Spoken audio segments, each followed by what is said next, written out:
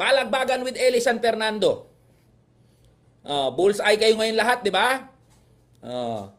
Hindi nyo ako maikakahon. Hindi nyo ako maibabasket sa kung saan yung gusto. Kita nyo, inakusahan ninyo ako na Dilawan. Inakusahan nyo ako na kay Trillanes. Putang ina, di ko naman kagrupo yun. Inakusahan ninyo ako, kagrupo ko si Trillanes. Di ako naniniwala sa sundalong kanin na yun eh. Inakusahan ninyo ako, NPA. Di ako naniniwala sa mga NPA. Inakusahan nyo ako, Dilawan. Ayaw ko sa mga Dilaw. O, saan nyo ako ngayon ilalagay? Di ba? Ganun lang naman yun. Pag pinaglalaban natin, issue ng manggagawa, kahit anong kulay nyo, issue natin lahat yan. Ang provincial rate, issue natin lahat yan. Ang mababang sahod, issue natin lahat yan. Tandaan nyo, hindi dapat ipagpasalamat kay Martin Romualdez yung taas sahod ng mga manggagawa. Never ako magpapasalamat kay Martin Romualdez sakaling itaas ng Kongreso ang sahod ng mga manggagawa. Trabaho nila yan in the first place. Talaga itong mga to, number 85 ka manggagawa party list, yan ang party list ko. Yan, ang dami nagsasabi, tama Ang dami nag-a-agree Iba-ibang kulay merong pula, merong asul, merong berde. Huwag nyo akong ilagay sa kung saan nyo ako gustong ilagay. Issue ng manggagawa ang issue ko dito. Nagagalit na naman. Ngayon lang uli ako nag-like na ganito kasi busy, kakaikot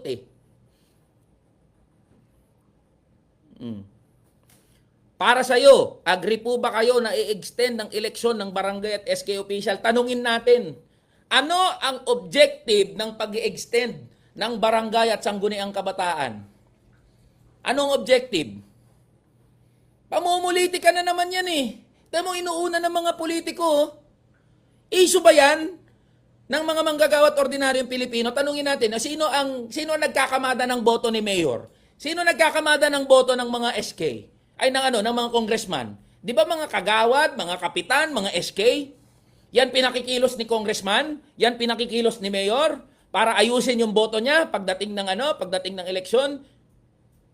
Sino pinakikilos ni senador? Na mga senador, di ba mga kapitan, mga kagawad, mga SK official? Bakit gustong i-extend yung termino nila? Sasabihin para naman matupad nila yung kanilang tungkulin bilang mga barangay at sangguniang kabataan official. Keso 2 taon, keso 3 taon, keso 1 taon. Kung gusto ng mga opisyal na yan na gawin yung trabaho nila, magagawa nila. Kahit di mo i-extend. Sus naman. Ganun lang naman yun. Number 85, kamanggagawa party list, ang party list ko. Ako ang first nominee niyan. Kaya dun sa tanong, ikaw ba Eli ay pro-impeachment? Ikaw ba ay ganito? Ikaw ba ay ganyan? Ang hirap naman kasi sagutin kasi ang gusto nyo sagot, yes or no lang Ang sagot ko dyan, kung impeachment lang at accountability, hindi lang impeachment ang paraan para mag-demand ng accountability. Pangalawa, kung gusto nyong impeach natin lahat. Imbestigahan natin lahat. Wala namang ganyan nagsasabi. Tayo lang nagsasabi ng ganyan ito, nag-comment si Johnny Wise Si Johnny Wise. Ito, sabi ni Johnny Wise. Hindi na kami magpapauto sa mga komunista. Sino bang komunista dito? Johnny Wise, Ano bang problema mo? Komunismo? Hindi mo problema yung presyo ng bilihin? Gago ka pala, Johnny Wise Hindi mo problema yung provincial rate? Yun talaga problema mo?